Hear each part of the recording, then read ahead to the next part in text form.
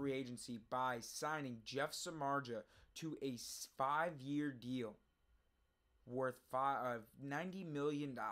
This, to me, is a shock because if you think about it, they were in on supposedly Zach Greinke, and honestly, it doesn't, I guess I shouldn't say a shock,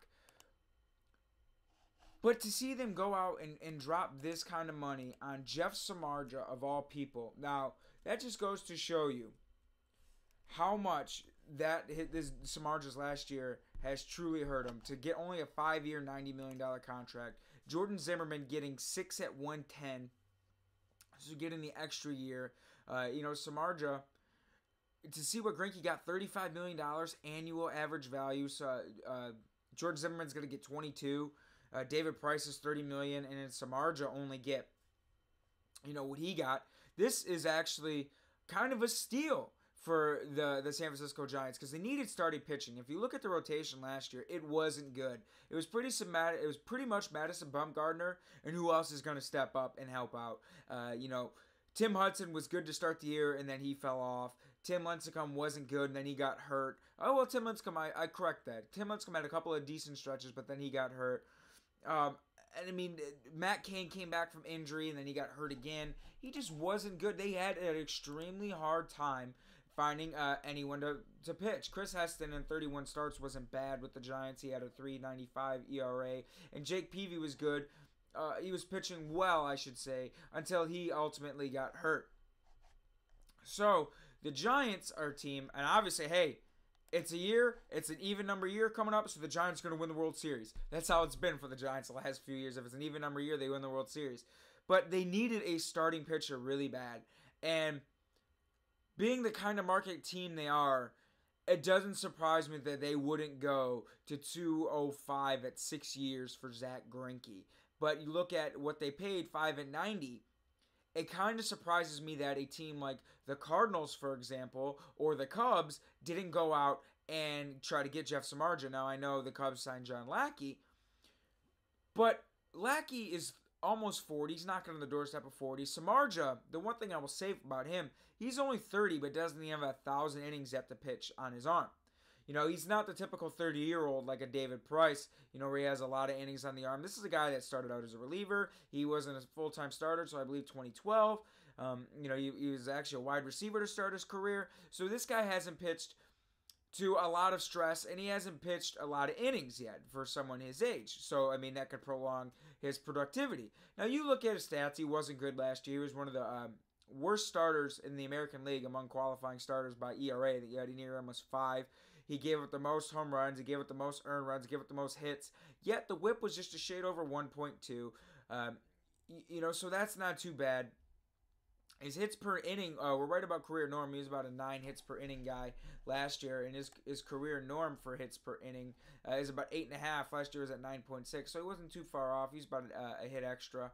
The biggest thing for me is to see his strikeout rate to be at as high as 9.3, and then go to 9, and then 8.3, and then fall, and then 8.5.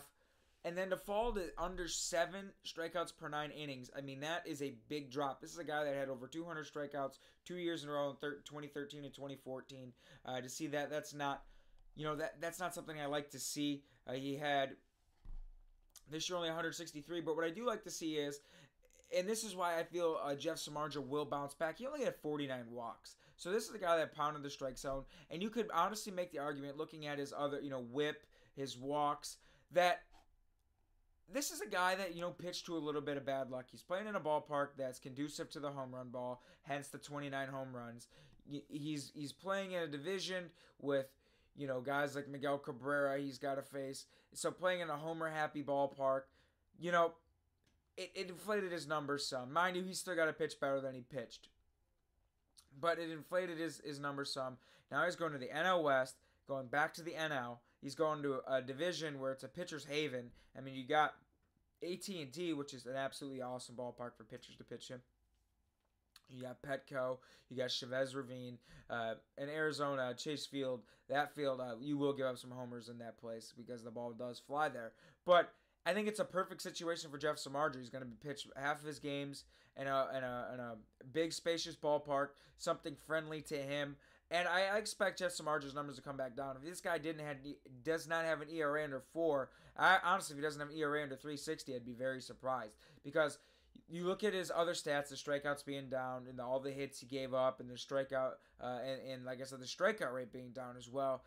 You still got to look at everything else. The walks were good. He was still getting the ball in the zone. He gave up a career norm in hits.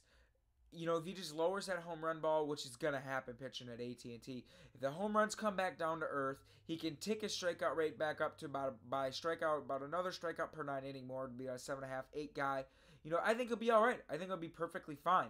And playing, like I said, in AT&T Park, a pitcher's park, which is absolutely perfect for him, a guy that extremely suffered from the home run ball.